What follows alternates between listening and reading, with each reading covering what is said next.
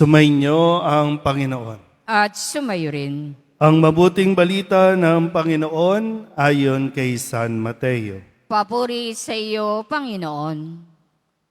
Nang makababa si Jesus mula sa bundok, sinundan siya ng napakaraming tao. Lumapit sa kanya ang isang ketongin at lumuhod sa harapan niya. Ginoo, ang wika niya, kung ibig po ninyo, ako'y inyong mapagagaling. Hinipo siya ni Jesus at sinabi, ibig ko, gumaling ka. At pagdakay nawala ang kanyang ketong. Huwag mo itong sasabihin kanino man. Bilin ni Jesus. Pumunta ka at pasuri sa saserdote. Pagkatapos, maghandog ka ng haing iniuutos ni Moises bilang patotoo sa mga tao na magaling ka na. Ang mabuting balita ng Panginoon. Pinupuri ka namin, Panginoong Hesu Kristo. Magsiupo ang lahat. Isang magandang hapon sa inyong lahat. Palapakan natin ang Poong Jesus Nazareno. Sa hapong ito, Biyernes, 12 linggo ng karaniwang panahon, araw at oras ng ating pagdidibosyon sa Poong Jesus Nazareno. Sa Ebanghelyo natin, narinig natin mula sa pahayag ni San Mateo ang kwento ng isang ketongin. Ang ketong ay isang sakit at ito ay nakakahawa. Kung kaya't ang may sakit na ketong, ganun din ang ibang mga tao, hindi sila dapat magkasama. Hindi sila dapat dumikit sa isa't isa.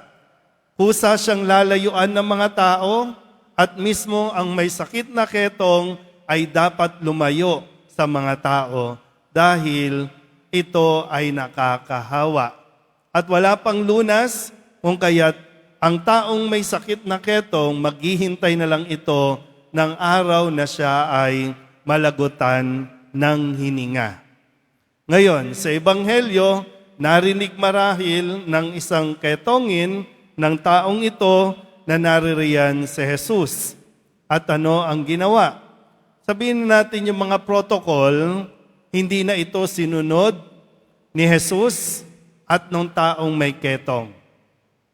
Dahil, ang sabi po dito, lumapit sa kanya ang isang ketongin, lumuhod sa harapan niya.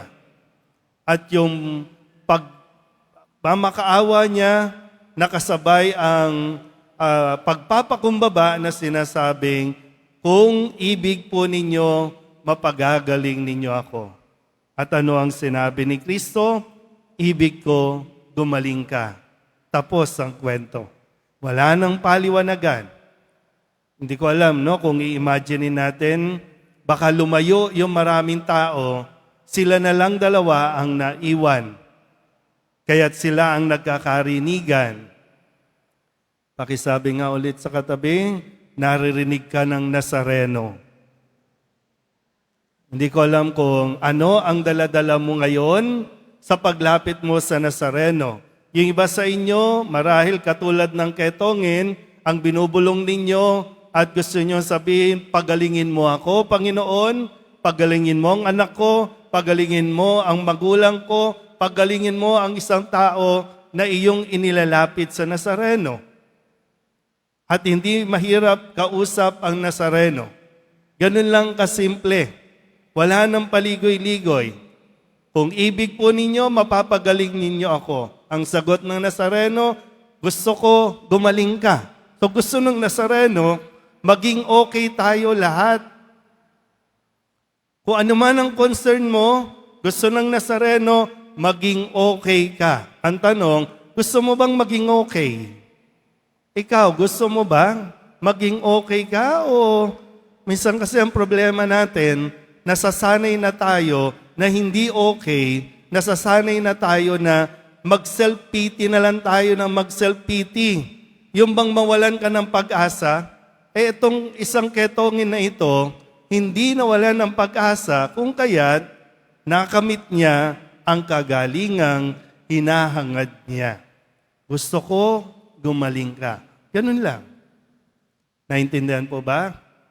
Pangalawa, ang sabi ni Kristo, o ng poong Nazareno, huwag mo nang ipagsasabi ito kanino man. Huwag mo nang sasabihin kanino man. Magaling ka na.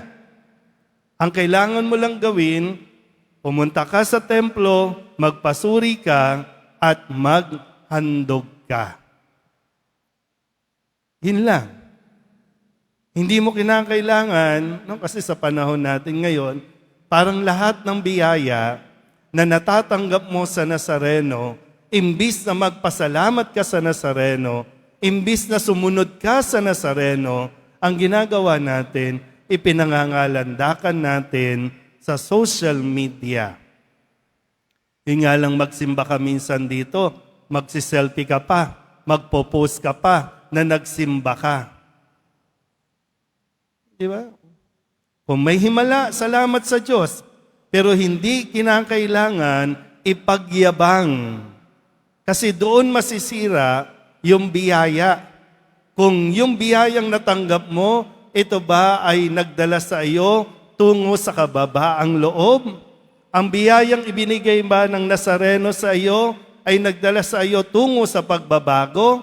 O nakalimutan mo agad kung paano kang nagmamakaawa sa Nazareno na pakinggan ang iyong panalangin at nung dininig ng Nazareno at ibinigay ang kahilingan mo, nawala ka naman sa uliran. Naging mayabang, nagyabang. Yung pagdidibosyon, hindi kinakailangan ipangalandakan. Ang pagdidibosyon dapat nakikita sa pagbabago ng ating buhay. Kaya nga, iba sa inyo, bakit naakit pumunta dito? Yung ibang tao, bakit naakit na magdibosyon? Kasi may nakitang pagbabago sa iyo. At ikaw, na nakatanggap ng biyaya mula sa Nazareno, ang nagiging biyaya mula sa ibang tao na hindi kinakailangan ipagsigawan. Pangatlo na lang po, at tuling punto, nang sabihin ni Jesus, huwag mo na itong sasabihin kanino man. Tinulungan siya ng Nazareno dahil kailangan niya ng tulong. Nagbigay ng tulong ang Nazareno kasi gusto niyang tulungan at nauunawaan niya ang kalagayan ng isang ketongin. Kaya yung bilin, huwag mo na itong sasabihin kanino man. Yun yung genuine, yun ang totoong taong tumutulong. Hindi kinakailangan i-broadcast. Hindi kinakailangan ang totoong taong gustong tumulong at nagbigay ng tulong, hindi kinakailangan may mga kamera sa paligid na bago mo iabot ang tulong, dapat ready na ang kamera. Kung tutulong ka, tumulong ka. Kahit walang nakakakita, kahit wala kang plaque of appreciation, tumulong ka kasi yun ang dapat. Yun ang nararapat.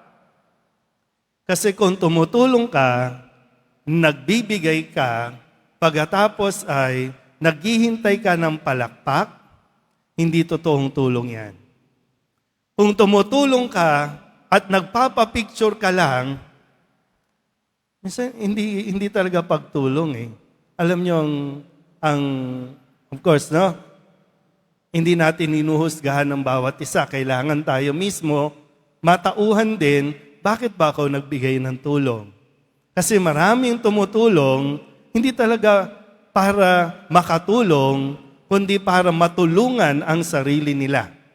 Kasi kapag tumutulong, hindi tulong ang tawag dyan, kundi nag-i-invest. Investment. Tutulungan kita, pero wag mong kakalimutan, tinulungan kita. At pagdating ng araw, doon nga ako babawi. Kaya, tabi-tabi po no, sa mga nasa social media na minsan lahat ng pagtulong ginagawang content. Lahat ng pagtulong, ginagawang content. Na akala natin, wow, nagbigay ng bigas, nagbigay ng damit, nagbigay ng school supplies. Wow! Pero kung tutuusin, mas malaki pa ang kinita niya kesa sa ibinigay niya. So, tumulong ba talaga o kumita lang at ginamit ang mga taong kunyari tinutulungan? Sana po, no? Mapagnilayan natin ang mga naging pagkilos ng Poong Nazareno at mas ma-inspire tayo sa Nazareno na magbigay ng tulong na hindi kinakailangan makilala o kilalanin ang iyong ginagawa. Amen?